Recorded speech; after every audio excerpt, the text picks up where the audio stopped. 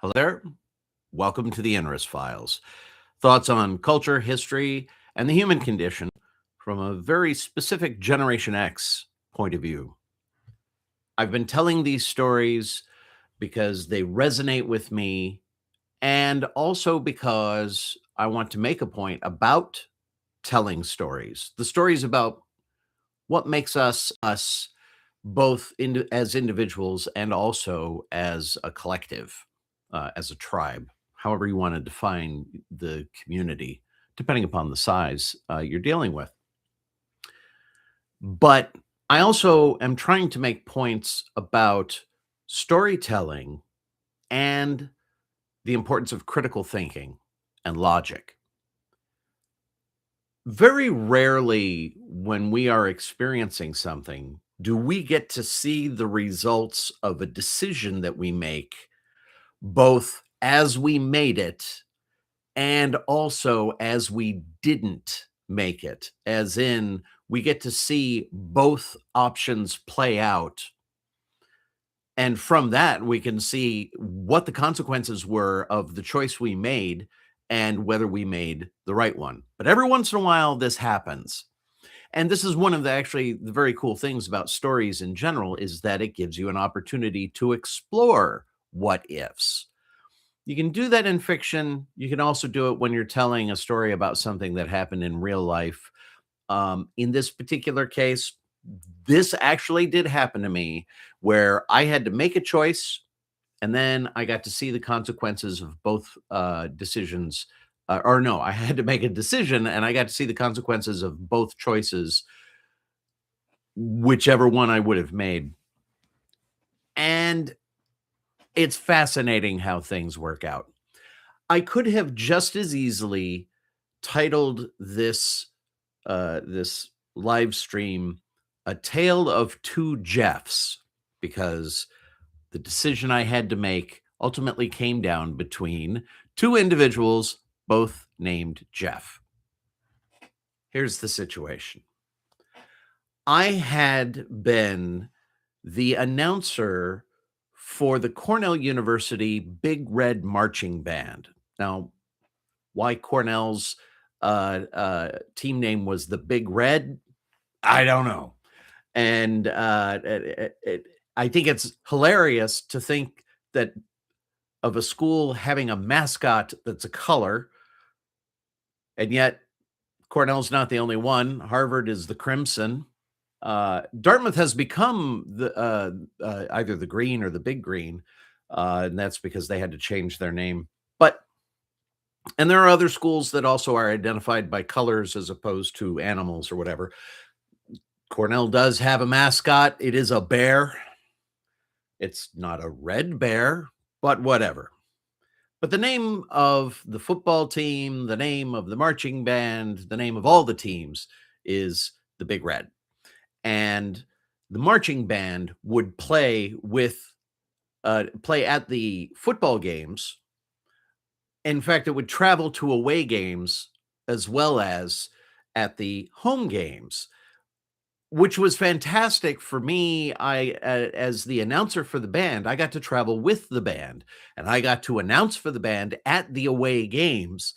And it's a story for another time, but I will tell you how I became the announcer for the marching band. This was while I was a student at the university. The thing is, eventually, I had to graduate. I know you're looking at me and you're saying, "But Inris, you look like you could still be in college." And I realize I do have a certain je ne sais quoi. But no, Generation X has long since left undergraduate college behind. Nonetheless, at the time, I had enjoyed 3 fantastic years as the announcer for the marching band, and then it was time for me to graduate. However, as luck would have it, because we knew I was graduating and because of decisions that had been made by the band staff, we all decided to take advantage of the fact that we knew that I was leaving and have the auditions for the future announcer while I was still there. so that I could participate in the decision making of who would be my successor. Ultimately, it came down to a choice between two Jeffs. Let me tell you about these two Jeffs because I actually knew both of them going into this decision. The first Jeff, we could call him Writing Jeff, but he actually did have a nickname while we were in college, and that nickname was Beej. I was saying we could call him Writing Jeff because I first met him in a writing class. It was a creative writing class. It is the only one that I took at the university level. Um, and that is a story in and of itself as well. It was a class that I had an odd experience with that actually kind of put me off fiction writing for a while. The class was on creative fiction writing, and I had written a story where the whole story was about how different people reacted to a joke. And there were consequences as a result of the joke, and then there were counter consequences as a result of the consequences. And I had written all of this out, but I did not say what the joke was. Now, again, this is just a story. I was trying to make a point, but I was also trying to be entertaining. The whole, I mean, when you tell a story, ultimately the story has to hold. It's not enough to just try to make your point, but the story doesn't make sense or the story is in no way engaging with the person you're telling the story to, or in this case, the reader. But I'd written this story and I had actually shown it around to some of the people who were in this class, and that included Jeff. The when it came time to critique the story and we go around the room, everybody is supposed to read everybody else's stories. Any given week or any given class, there might be 3 stories to read and critique. And I would have to say that the rules of the critique in this class were nowhere near as healthy as the rules of critique that I learned later in writing workshops and mastermind classes and all that, where people started taking commercial fiction writing very seriously. I say commercial fiction writing because there's a little bit of a distinction between commercial fiction writing and literary fiction writing. Literary fiction, you want to craft a story as absolutely best as possible, but it's all about the craft. It's all about the words and the language. Commercial fiction writing, all of that is important. But what's even more important is, are you writing a story that's compelling enough to where somebody would actually be willing to pay to read it? That's what makes it commercial. I'm not talking about studying fiction for the sake of being a sellout. I'm talking about studying, writing, creative fiction with the intention of actually being able to make a living at it. This class was not a commercial fiction writing class. It was a creative writing class, but the emphasis was on the literary aspect of things. As we went around the room and people were offering their critique of the story, ultimately, the teacher came down on the side of what was the joke? I don't know how to judge whether or not these reactions were appropriate if I don't know what the joke was. And then there were several of the other students who felt the same way. They felt like if they didn't know what the joke was, that this was the driving concern for them, was what the joke was. And I tried my best to convey the point wasn't the joke. The point was how people reacted to the joke. My concern actually as a writer was if I had included the joke I would automatically be putting the readers on the side of one reaction or the counter reaction, and again, the point wasn't to pick sides, the point was there were 2 different sides. I clearly did not execute it as well as I could have, otherwise, maybe I would have distracted them from the idea of needing to know what the joke was. Keep in mind, I was a college student, I was still learning how to write. Nonetheless, this was how things played out, and this became a bonding moment between me and Jeff. Uh, Jeff had also written a brilliant story, at least that I recall from that class, that was called "Death by Chocolate," and he had just a fascinating way of telling a story and really getting into the mindset of the characters, which is something I very much enjoy. In my best author, my favorite authors tend to be very good at that, regardless of what genre they happen to be writing in.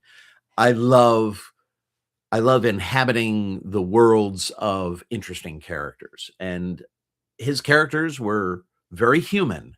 They were very identifiable. We're writing this while we were in college. It stood to reason they would tend to be college students that he was writing about. In fact, the story that I'm talking about that I had written was also about college students.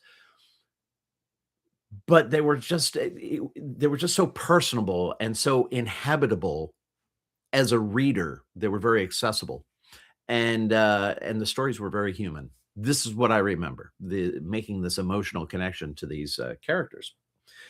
And because the 2 of us really did appreciate what each other was doing, in our respective writings, we continued our friendship long past, uh, that class being over.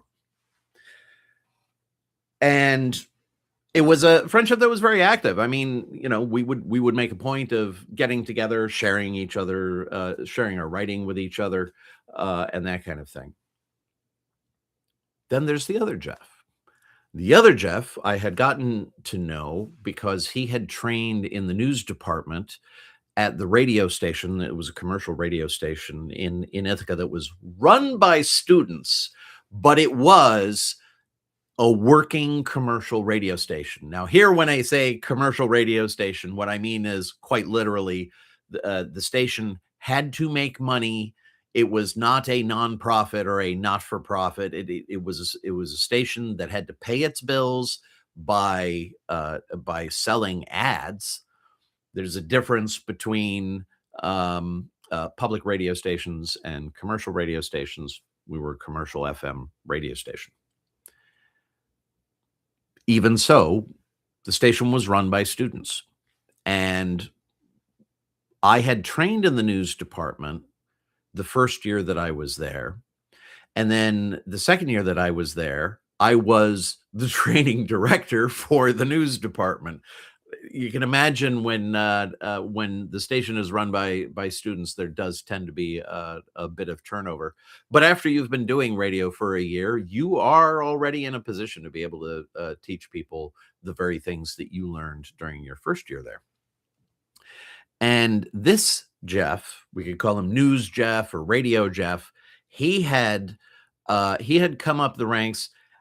Very engaging personality, very easygoing, had a very light sense of humor, and but even so, he was a very capable news person. He had a fantastic delivery. He developed it very quickly. He had the innate talent to be able to learn the things that everybody had to learn in the training program, but learn them in a way that seemed effortless. And he and I were also friends. I don't think we were friends on as solid a basis as Beej and I were, but I need to be clear for the sake of this story. I really liked both of them. They were both great guys. and they were both very talented. One was very talented as a writer, and at this point, and the other one was very talented as a news voice at the radio station. Now,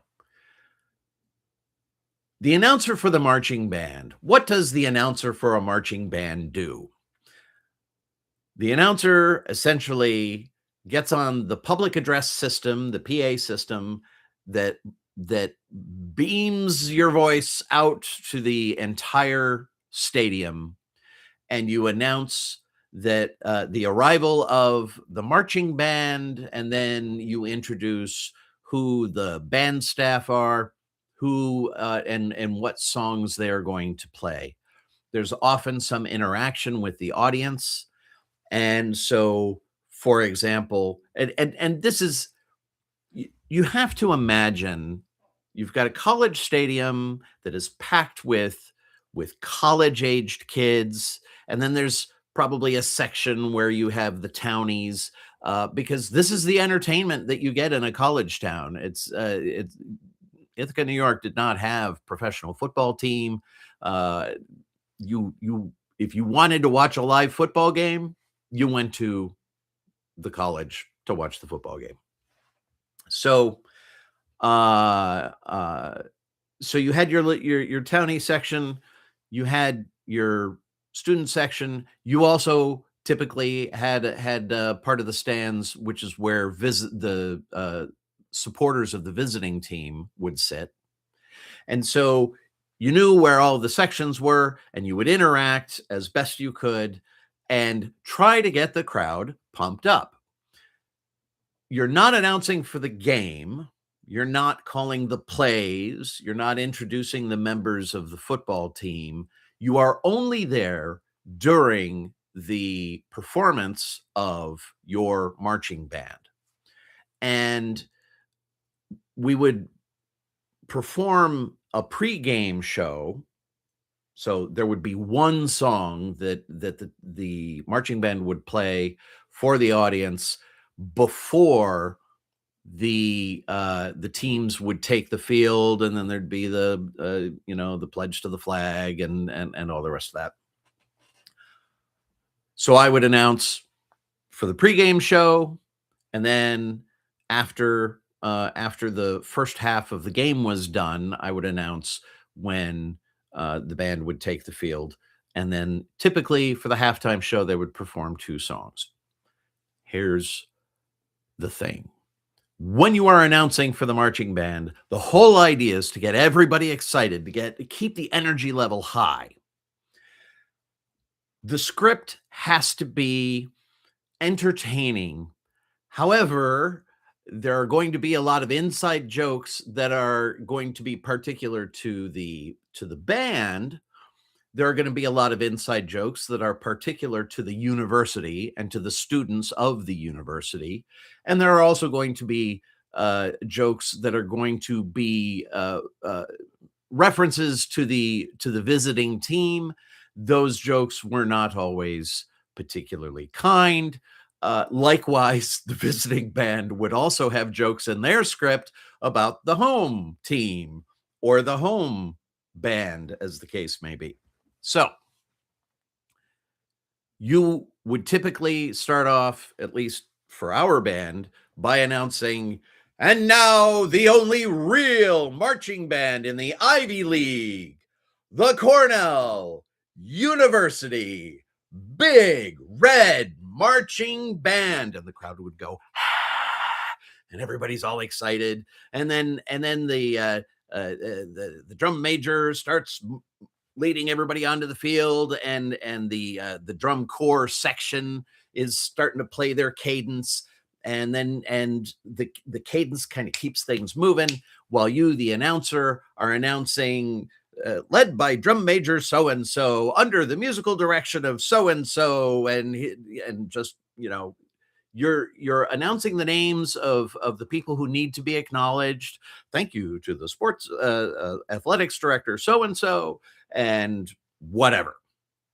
It's all about the excitement. I remember one time these scripts were always written ahead of time. However, every once in a while, especially as you got a little more comfortable with what you were doing, you would improvise. And there was one time that I had improvised that it brought out something in the crowd that I never expected. I essentially said very sarcastically, we were about to play a song that we had played several times before, and so the way I chose to introduce the song was, and now everybody ooh and ah as the band plays Throwdown, or whatever the song happened to be. And the crowd went, as a crowd in unison, ooh, ah. It was the most hilarious thing. I absolutely did not expect that at all. And the crowd themselves lost it after they had done that, right? So the whole crowd is oohing and eyeing, and then they're cracking up over how silly that was. And then the band starts playing their song. You could tell I'm getting animated just talking about this. This is part of the role of being the announcer for a marching band during a big college football game.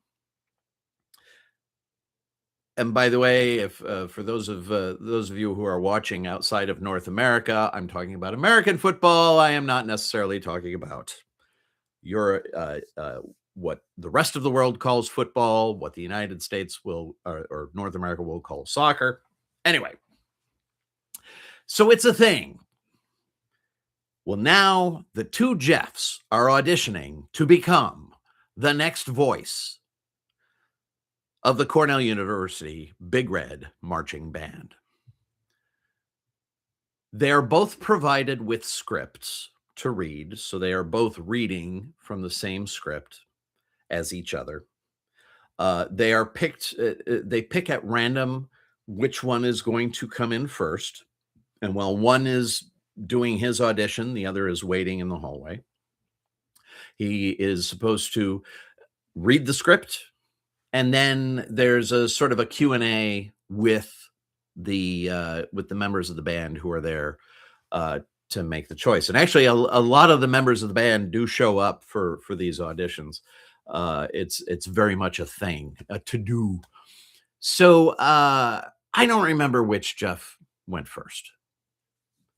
What I do remember was that it was very clear that one of the Jeffs had the voice, and he was able to read the script with exactly the right cadence, stopping at exactly the right points to wait for the imaginary crowd to respond. And it just, he sounded like he had that presence, that embodiment of announcership. The other Jeff was very good. He was not great. He read the script well. He stopped at all the right places. And I have to say, he had the enthusiasm, but the quality of his voice was not as well trained. It was not as well modulated. It wasn't quite as under control. And so it was clear from the first part of the audition that News Jeff had the thing. But then during the interview part of the audition, Writing Jeff said something that absolutely blew me away. The question that had been given to both Jeffs was, why do you want to be the announcer for the marching band? And News Jeff had said, I don't know, it just seems like a fun thing to do.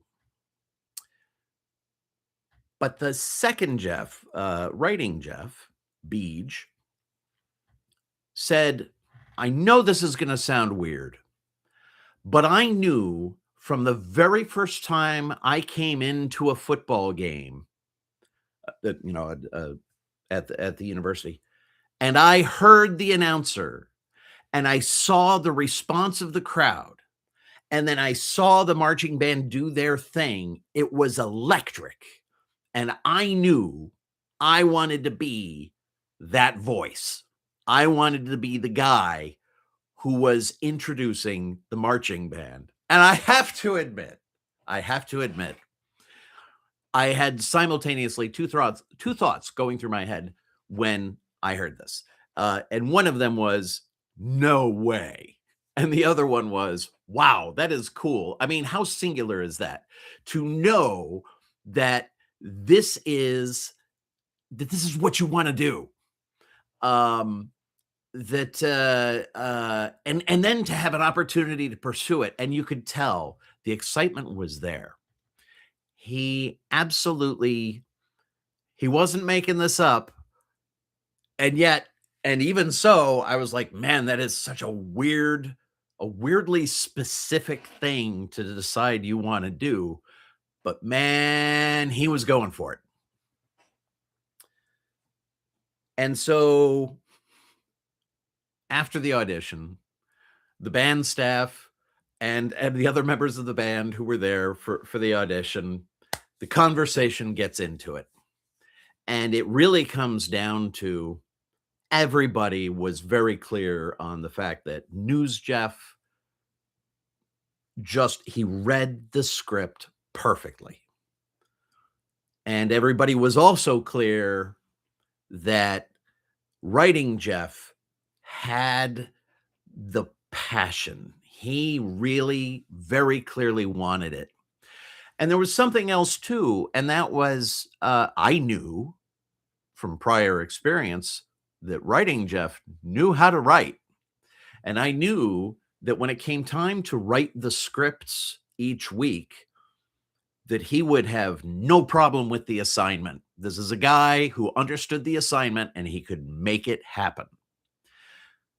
However, I had to assume that News Jeff would do okay in the writing department because, as a newscaster, he did have to write his own news scripts before he would read them.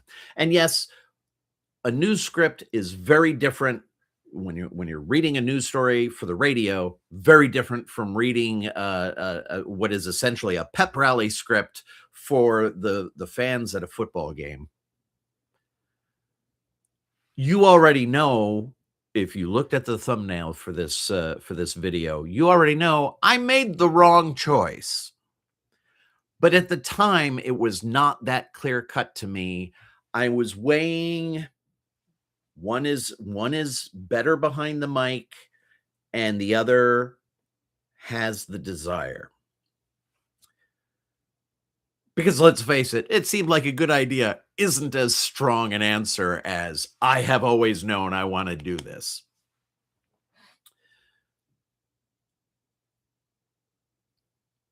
But I very reluctantly, there was one other factor, and that was I was good friends with Writing Jeff. I was friends with News Jeff, but I was good friends with Writing Jeff. And I was worried that if I weighed in as his champion, that I might be compromised by my own bias as a friend, that I would allow our friendship to maybe I'd be putting my thumb on the scale a little bit if I were to endorse him as the choice. This was on my mind, and it is something that I have thought about since then quite a bit because of the way things turned out. In the end, the room was absolutely divided, and it absolutely came down to me. So, Jeffs, if you're watching this video, I know you know it came down to me because we've talked about it since then. I'm sorry if Writing Jeff is watching this. I'm sorry if it's News Jeff who's watching this, because you both know how things came out in the end. News Jeff ended up being my choice. And then I graduated, not like the next day. So here's what happened the following year. Cornell had several home games and they had several away games. The marching band would always travel to 3 of the away games. And it would only travel to away games that were within the league.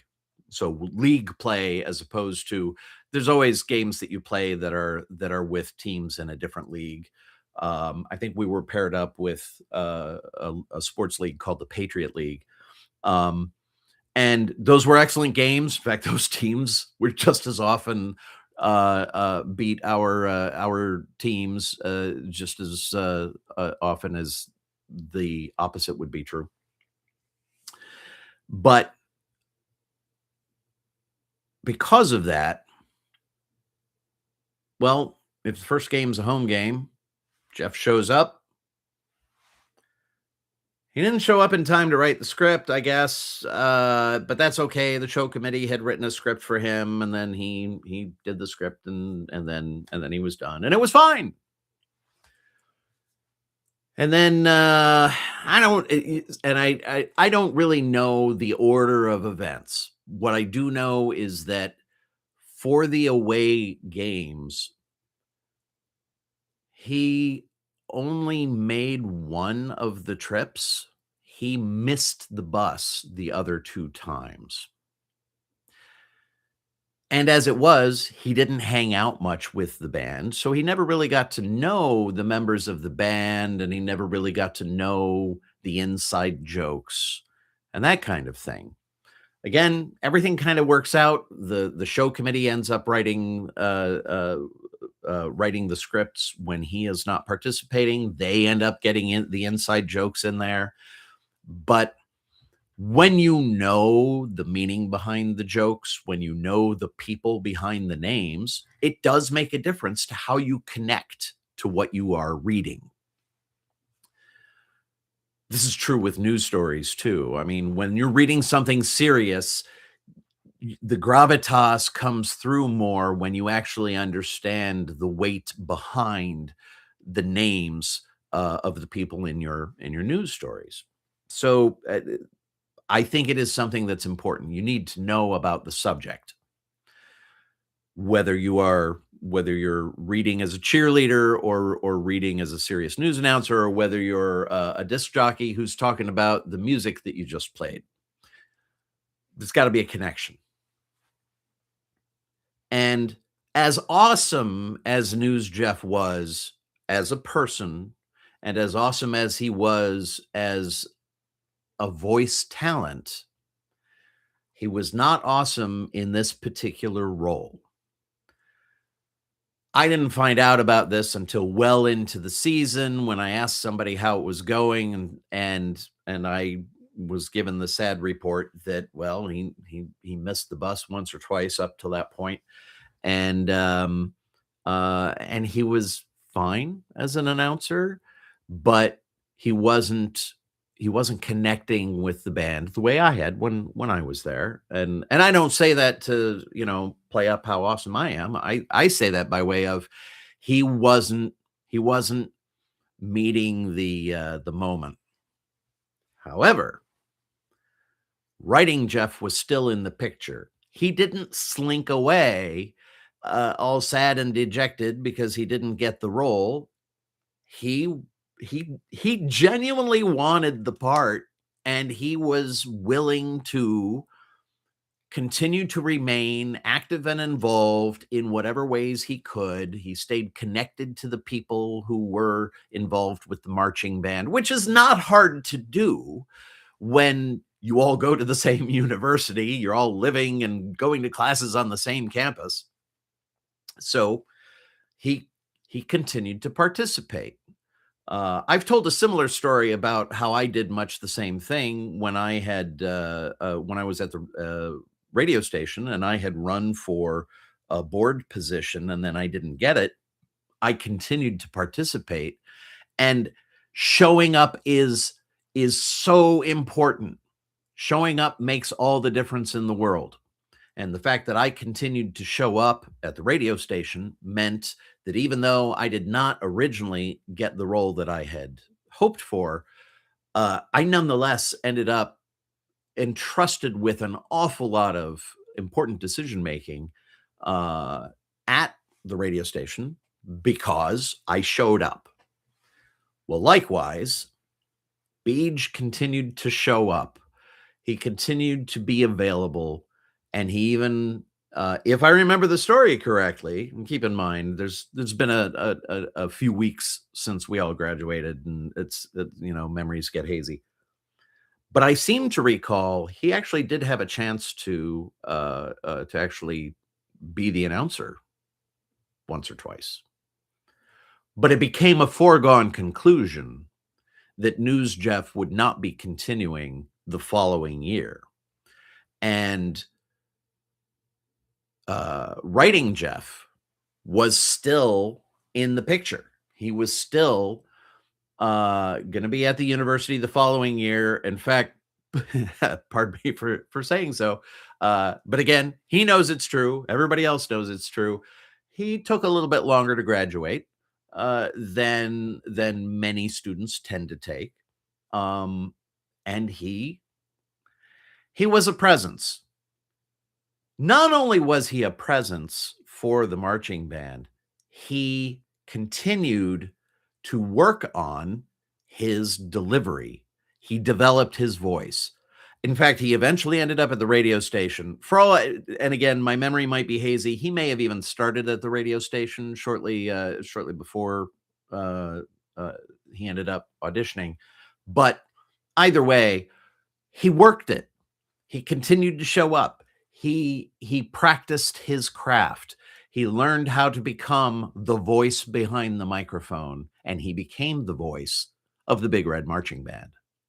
And then for his entire tenure, he connected with the band. He enjoyed himself. The band enjoyed having him. The crowd enjoyed hearing him. And it all worked out well. It worked out well for him. It worked out well for the band. And I learned something. I learned that, first of all, it's important. I still think it's important to be wary of potential conflicts of interest and not necessarily playing favorites with somebody because you like them, as opposed to acknowledging what their talent is. But at the same time, you also have to recognize, and it should have been obvious to me at the time, but it is absolutely obvious to me now. If somebody shows they have the capacity to learn and somebody shows they have the enthusiasm to want to learn, that person is always going to be a better candidate than the person who has the talent but doesn't have the drive. One of those rare cases in my life where I actually got to see both of the choices that I had in front of me actually play out. If I had chosen Writing Jeff, I never would have seen how it would have worked out with News Jeff, because News Jeff would not have ended up becoming the announcer, because Writing Jeff would have held on to that position until both had graduated. In Writing Jeff's case, 20 or 30 years afterwards. But anyway, okay, I exaggerate a little bit. That's the story. And obviously, I thought it bared repeating. I brought it up also inspired by a speech I had seen very recently that was made by somebody who was talking about choosing between the person who's popular and the person who's a better fit for the job. A lot of elected positions tend to favor the popular person instead of the better suited person. And her speech was very eloquent on that point.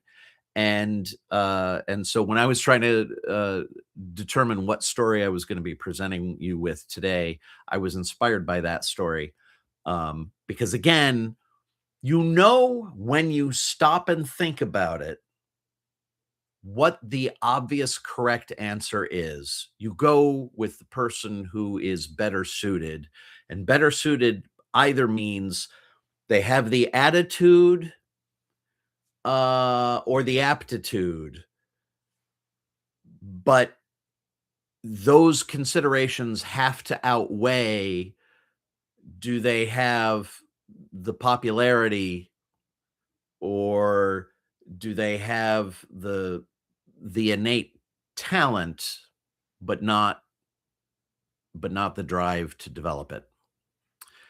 So that is a lesson learned from the Inrus files. And I thank you very much for listening. And I see the comments in the chat, and I very sincerely appreciate you being here to listen while I am delivering this live. And you can expect that there will be another story coming your way soon. Thank you very much for listening, and we'll see you again next time. Take care.